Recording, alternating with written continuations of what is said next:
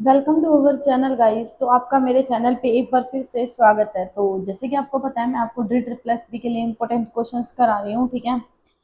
और साथ साथ मैं कंसेप्ट भी बता रही हूँ कि एक्चुअल में क्वेश्चन को सोल्व कैसे करते हैं। इसलिए मैंने यहाँ पे ड्रिल ट्रिपल एसपी के ही क्वेश्चंस लिए हुए हैं कि इन क्वेश्चन को कैसे सोल्व करेंगे, और मैं साथ साथ कंसेप्ट भी बता रही हूँ। तो चलो स्टार्ट करते हैं अपनी वीडियो। हमें दे दिया if A B C are the side of equilateral triangle then A square plus B square plus C square is equal to. यहाँ पे इसने दे दिया कि ए बी सी हमें क्या दे दिया, इक्विलेटरल ट्रायंगल। तो सबसे पहले आपको पता होना चाहिए इक्विलेटरल ट्रायंगल क्या होता है। आपके ना तीन टाइप के ट्रायंगल होते हैं, एक होता है इक्विलेटरल, एक होता है स्केलर और एक होता है आइसोस्केलर। इक्विलेटर में क्या होता है, जब आपकी तीनों साइड इक्वल होती हैं। स्केलर में क्या होता है, आपकी तीनों साइड इक्वल नहीं होती है। और आइसोस्केलर में क्या होता है, जब आपकी दो साइड इक्वल होती हैं। इतनी बात आ गई समझ में। तो बस यहाँ पे यही पूछ रहा है कि अगर आपको A B C D side दे दी, यानी कि इस टाइप की कोई दे दिया ट्रायंगल की ए बी सी, मान लो ए यहाँ है, बी यहाँ है, सी, तीनों साइड क्या है, इक्वल है, ठीक है। यहाँ से ये कंडीशन होगी तीनों साइड क्या है, इक्वल, क्योंकि ट्रायंगल क्या दे दिया, इक्विलेटर दे दिया। तो हमें A square plus B square plus C square बताना है। अब जब मैंने तीनों साइड मेरी इक्वल है, तो मैंने क्या कर दिया, दो दो साइड को इक्वल कर दिया। सबसे पहले मैंने क्या करा, ए को बी के इक्वल रख दिया। ए बी इक्वल है तो माइनस ए बी हो गया is equal to zero. Similarly A minus C is equal to zero, B minus C is equal to zero. अब मैंने क्या करना है, ए माइनस बी का होल स्क्वायर कर देना है। क्यों करना है वो मैं आपको बताऊंगी एक्चुअल में मैंने किया क्या है। आप बी माइनस सी का होल स्क्वायर, ए माइनस सी का होल स्क्वायर, इसको कर लो सोल्व, यहाँ पे कर लिया। अब left hand side right hand side दोनों को कर लो add. A square b square, a square c square, b square c square, यानी कि टू टाइम्स हो गया a square b square c square is equal to क्या हो जाएगा, टू ए बी सी। मतलब अगर देखो आपको two a b two b c ये दिख रहा है ना, तो यहाँ से two a b plus a c plus c a, यहाँ से क्या ले लिया मैंने कॉमन, टू से टू क्या हो गया कैंसिल। हमें निकालना क्या था, a square plus B square plus C square किसके इक्वल है, a b plus b c plus c a. आ गया बस समझ में, है ना इजी। नेक्स्ट क्वेश्चन हमें दिया है कि using the row equivalent form find the X Y if, हमें ये दे दिया। अब मैंने ना रो इक्विवेलेंट फॉर्म आपको पढ़ाई हुई है, आप सर्च करके देखना, मेरे इसी चैनल पे आपको मिल जाएगी, प्लेलिस्ट मिल जाएगी, ठीक है। ड्रिल प्लस भी में जब मैंने वो टॉपिक वाइज ड्रिल प्लस भी करवाई थी ना, प्लेलिस्ट बनी हुई है, मैंने उसमें कुछ टॉपिक्स कराए थे इंपॉर्टेंट, जिसमें आपको रो इक्विवेलेंट फॉर्म भी मिल जाएगी, तो वहां से देख लेना एक्चुअल में होती क्या है। रो इक्विवेलेंट फॉर्म में क्या होता है, जो आपका फर्स्ट वाला लीडिंग एलिमेंट होता है ना, वो ऑलवेज क्या होता है, वन होता है, ठीक है। और उससे जो नीचे वाला एलिमेंट होता है वो क्या होता है, जीरो। और जो नेक्स्ट लीडिंग एलिमेंट होता है वो क्या होना चाहिए, वन। और यहाँ पे हमारी जीरो भी हो सकती है, वन भी हो सकती है, कोई मैटर नहीं करता, ठीक है। लेकिन लीडिंग एलिमेंट का मतलब है फर्स्ट एलिमेंट क्या होना चाहिए, वन। सेकंड रो का फर्स्ट एलिमेंट क्या होना चाहिए, जीरो, और उसके बाद क्या होना चाहिए, लीडिंग एलिमेंट वन। तो इस टाइप की हमारी क्या होती है, रो इक्विवेलेंट फॉर्म होती है। अब ये रो इक्विवेलेंट फॉर्म हमें किसने दे दी, हमें पॉलिनोमियल में दे दी। देखो X plus two Y is equal to one, two X plus Y is equal to क्या आ गया, टू, यानी कि वन टू वन। इसको हम कैसे लिख सकते हैं, one two one and two one two. जो गिवन था मैंने वही क्या ले लिया, यूज कर लिया। अब आपको क्या करना है, देखो यहाँ आपका वन है, ठीक है, आपको यहाँ जीरो बनानी है, गोट इट। और आपका मतलब जरूरी नहीं है यहाँ पे जीरो बनानी है यहाँ, लेकिन जो इसके नीचे वाला है ना, यहाँ जीरो बनानी होती है। यहाँ पे मतलब मैंने आपको बताया ना, कुछ भी हो सकता है, जीरो भी हो सकता है, टू भी हो सकता है, वन भी हो सकता है, थ्री भी हो सकता है, लेकिन जो इसका लीडिंग एलिमेंट है ना, ये क्या होना चाहिए, वन होना चाहिए। तो यहाँ पे हमारा टू है, कोई दिक्कत नहीं है। लेकिन जो हमारा ये नीचे वाला है ना, यहाँ पे हमें जीरो बनाना है। ये हमें यहाँ क्या दिया हुआ, टू दिया हुआ। इस पे आप क्या लगाओगे, रो ऑपरेशन लगा दो। कैसे लगाओगे कि आपने R2 में से 2R1 क्या करना है, माइनस करना है। R2 पे लगाया तो R1 as it is, R2 बन गई। अब जो ये वाला एलिमेंट है ना, ये क्या होना चाहिए, सेकंड रो का फर्स्ट सेकंड एलिमेंट क्या होना चाहिए, वन होना चाहिए। इसको क्या बनाना है हमने, वन। अब भाई मैंने इसको वन बनाने के लिए तो मैंने इस रो में क्या करा, माइनस वन बाई थ्री से क्या कर दिया, इसको मल्टीप्लाई कर दिया, कर दो, कर दिया। तो यहाँ पे आपका एक्चुअल क्या बन गई, यहाँ पे आपकी बन गई row equivalent form, one two zero one one. तो लीडिंग एलिमेंट वन है, इसके नीचे जीरो, यहाँ टू है, यहाँ क्या होना चाहिए, वन होना चाहिए, ठीक है। ये हमारे क्या बन गई, रो इक्विवेलेंट फॉर्म। और जो हमारे ये वाली वैल्यू है ना, वन और जीरो, यही हमारी क्या होती है, एक्स एंड वाई। यहाँ से निकल जाएगा, ये हमारे एलिमेंट क्या होते हैं, एक्स एंड वाई। या फिर आप सिंपली क्या कर सकते हो, मान लो यहाँ पे आपने एक्स की वैल्यू को क्या पुट कर दिया, जीरो पुट कर दिया, फर्स्ट वाले में पुट कर दो, वाई की वैल्यू भी क्या आ जाएगी, जीरो आ जाएगी। मतलब आपको ना यहाँ से पता चल जाएगा। ये ऐसा कुछ नहीं करना, ये जीरो पुट करके दिखाना है, ऐसा कुछ नहीं। जो हमारे यहाँ पे एलिमेंट बच जाएंगे ना, वही होते हैं हमारे क्या, एक्स एंड वाई, यानी कि आंसर क्या हो जाएगा, वन और जीरो। नेक्स्ट क्वेश्चन है हमारा, if z is equal to 1 plus 3 iota find the polynomial generator by its root। इस क्वेश्चन को कैसे करना है, इसका बहुत ही सिंपल तरीका है। इस क्वेश्चन में आपने करना है कि मान लो आपको मैंने ये ना पढ़ाया हुआ क्लास 11th का, आपको कॉम्प्लेक्स नंबर्स में वहाँ पे ये z हमारा कॉम्प्लेक्स नंबर ही है कि z का मतलब क्या होता है कि z हमें गिवन है 1 + 3 आयोटा, ठीक है। अब इसका कंजुगेट करोगे z का तो क्या हो जाएगा 1 - में 3 आयोटा। निकालना क्या है, पोलिनोमियल जनरेटर बोल रहा है। एक तो ये तरीका है, या फिर एक ना दो तरीके हैं इसके, इससे भी करा देती हूँ और दूसरा ऑप्शन से भी बता देती हूँ। ऑप्शंस में अगर आपने ना पुट करना है कि आपने z को पुट किया, अगर इज इक्वल टू आपका -10 आ गया ना आंसर, ध्यान से देखो मैं क्या बोल रही हूँ। जेड पुट करते ही आपका आंसर, अगर जैसे इसको इक्वल रखोगे -10 आ जाएगा। अगर -10 आ गया ना तो आपका क्या वही आंसर हो जाएगा। बाई चांस आपके दो ऑप्शन सेटिस्फाई कर रहे हैं, ठीक है, दोनों में आपका ये जेड लगा के, वैसे तो एक में पुट करके देख लेना जल्दी से हो जाएगा, लेकिन बाई चांस आपके दो आ गए तो आपने क्या करना है उस केस में कि आपको जेड गिवन है, जेड का कंजुगेट गिवन है। जब भी पोलिनोमियल जनरेटर बोले ना तो इसका एक बार तो जेड माइनस इसको मान लेना अल्फा, इसको मान लेना बीटा, एक बार z माइनस अल्फा और एक z प्लस बीटा, या फिर z plus alpha z minus beta, जो तुम्हारा मन करे ना वो लिख लेना। तो z प्लस अल्फा और z माइनस बीटा कर देना, ठीक है। एक बार क्या करोगे z में से z -1 - 3 आयोटा, सिमिलरली क्या करोगे z -1 प्लस में 3 आयोटा, तो इन दोनों का अलग अलग, यहाँ क्या हो जाएगा z -3 और यहाँ पे कितना हो जाएगा माइनस का 3 आयोटा, इसी में ही मैं बता रही हूँ।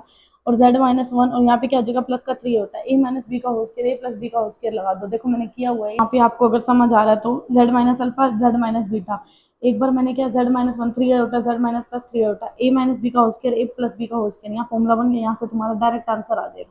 आगे बस समझ में, ये बहुत सिंपल तरीका था, इसलिए मैंने मतलब वो वाला ना बता के ना, मैंने लिखे तो तीन तरीके हुए थे, लेकिन जो मेरे को इजी लगा ना, जिससे मतलब आपको अच्छे से समझ में आ जाए, तो मैंने वही तरीका बताया, ठीक है। नेक्स्ट हमें दे दिया find the number of skew symmetric matrix of the order 2।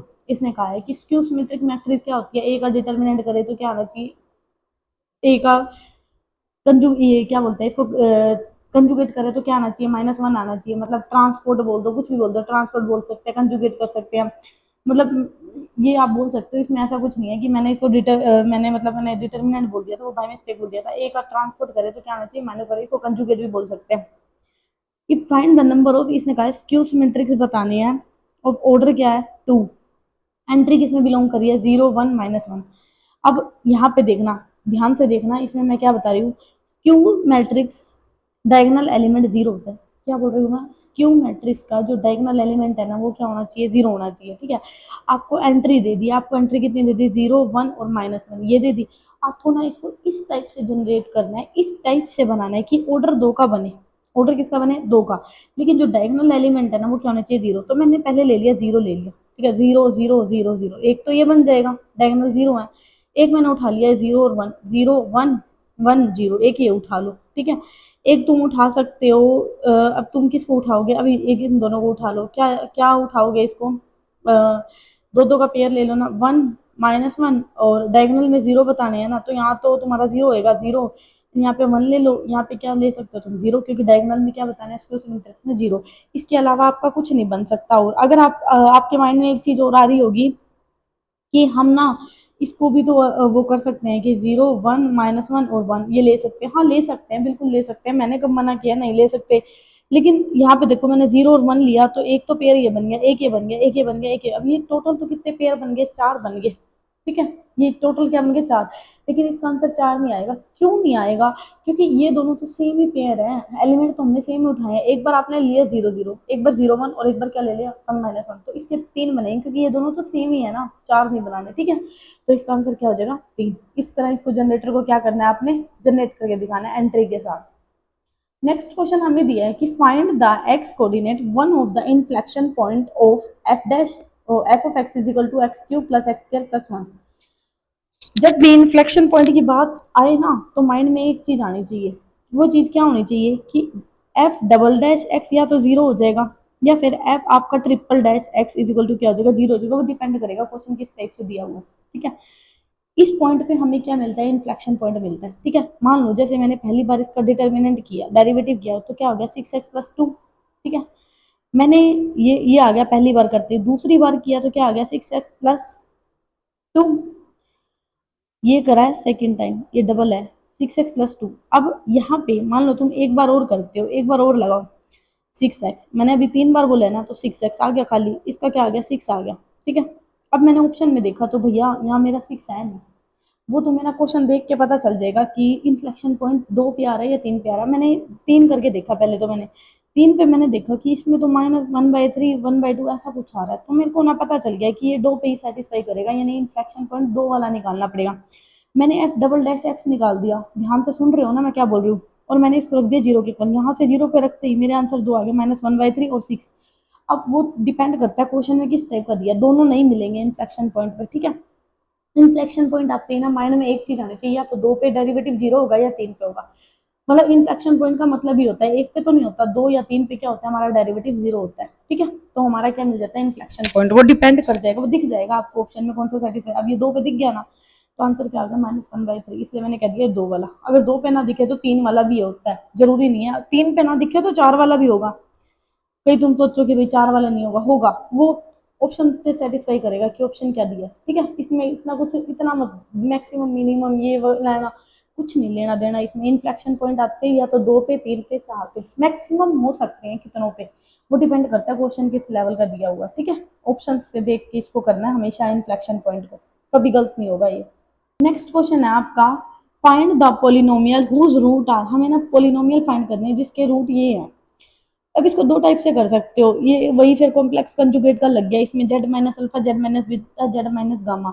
ये अल्फा दिया, ये बीटा दिया, ये गामा दिया, इसमें पुट कर दो और इसको सोल्व करोगे ना, तो मतलब क्यूब रूट ऑफ यूनिटी का एक कंसेप्ट होता है, ये एच टेट में भी पूछा जाता है, 1 + omega square is equal to 0, और ओमेगा का क्यूब क्या होता है 1।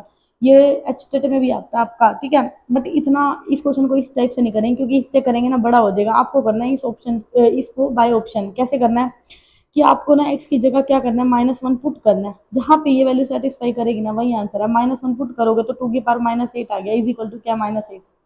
हो गया सेटिस्फाई, हो गया ना। अब यहाँ पे देखो, इसको इधर लेके जाऊंगे तो ये प्लस हो जाएगा, लेकिन ये तो नेगेटिव आ रहा है, हो ही नहीं रहा, यहाँ पे हो नहीं रहा, यहाँ बस एक ही ऑप्शन बच गया, ठीक है।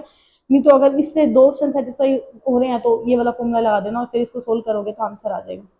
समझ गए, दोनों तरीके से बता दिए मैंने आपको।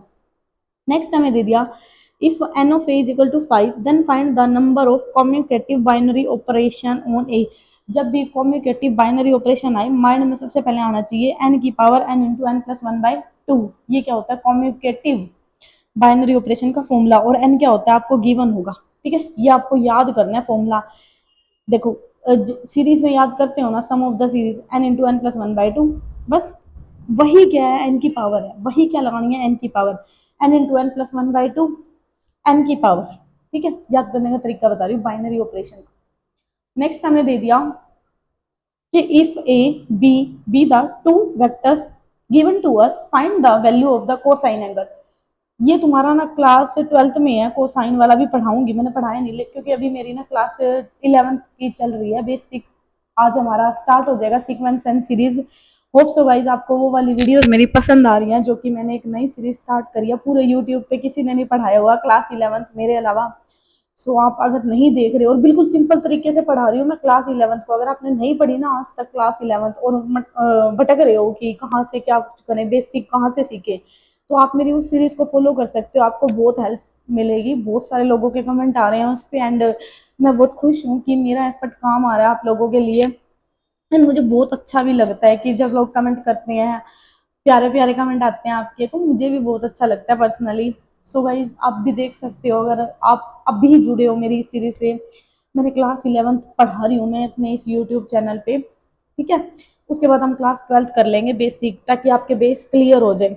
अब हमें याद दिया कोस थीटा किसके इक्वल है, a1 a2 plus b1 b2 plus c1 c2, और ये फॉर्मूला होता है क्लास 12th का बेसिक का फॉर्मूला है, बस a1 b1 c1 a2 b2 c2, यहाँ पुट कर दो आंसर आ जाएगा, और कुछ नहीं करना। बस इसमें कोसाइन एंगल पूछा था, इसका फॉर्मूला पुट कर दो आंसर, ठीक है। अगर मान लो तुम्हें फॉर्मूला याद भी नहीं है ना, बस तुम्हें पता है गोस थीटा कुछ होता है, इसको इससे मल्टीप्लाई करना है, इसको इससे करना है, इसको इससे करना है, एक बार इसको नीचे लिखना है, एक बार इसको नीचे लिखना है, रूट में, बस सिंपल आंसर आ जाएगा, ठीक है।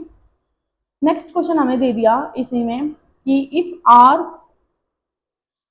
बी द रिलेशन, थोड़ा सा मैं ऊपर कर लेती हूँ कैमरे को, हाँ अब ठीक है, विजिबिलिटी ये थोड़ा हिल रहा था यहाँ से।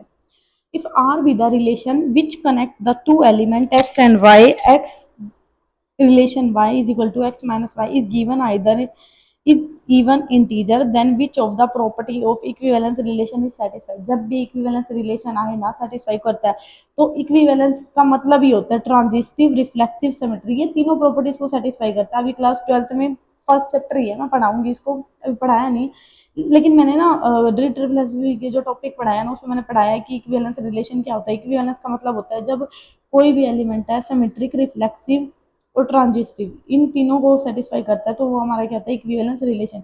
तो बस इसने यही बोल दिया कि इक्विवेलेंस रिलेशन है तो किसको सेटिस्फाई करेगा, भैया इक्विवेलेंस ही करेगा और किसी को नहीं करेगा। नेक्स्ट हमें दे दिया find grad F if F of X Y Z is equal to X Y plus Y square Z at the point 0 1 -1। तो आंसर क्या आएगा, देखो इन्होंने क्या बोला है, find grad F. Grade F का मतलब आते ही ना माइंड में एक चीज आनी चाहिए, डेल एफ। कर्ल एफ का आते ही ना डेल क्रॉस एफ। आ रही है ना, डाइवर्जेंट, ग्रेडियंट, मैंने पढ़ाया था फर्स्ट पेपर में ही पढ़ाया था, अच्छे से पढ़ाया बिल्कुल एक एक टॉपिक। तो इससे बोला ग्रेड एफ बता दो क्या होएगा इस पॉइंट पे। ग्रेड एफ आते ही ना डेल डॉट एफ निकाल लेना, आंसर आ जाएगा आयोटा माइनस 2j प्लस के आंसर। ठीक है, तो होप सो गाइज आपको ये वीडियो पसंद आ रही है एंड अच्छा भी लग रहा है। सो अभी के लिए इतना ही, मिलते हैं कल। Thank you so much guys for watching my videos. And आपको लग रहा है कि आप मेरे चैनल से, मेरी वीडियोस से एंड मेरे टीचिंग स्टाइल से आप बहुत कुछ सीख रहे हो, then don't forget to subscribe my channel. So thank you so much guys for watching my videos.